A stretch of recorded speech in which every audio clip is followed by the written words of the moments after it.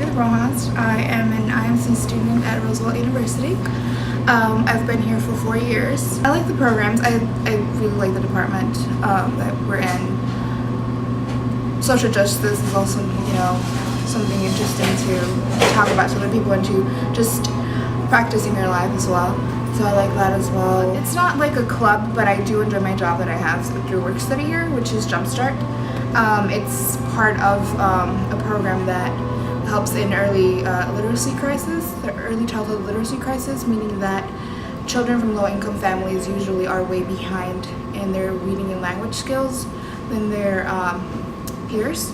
So that's really interesting, and that's something I really enjoy doing. I think it's important to work with children to diminish the literacy gap because, language is everything.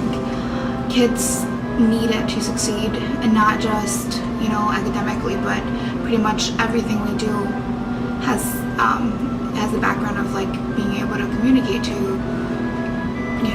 acknowledge your feelings, and just through reading or writing. Or what do I gain?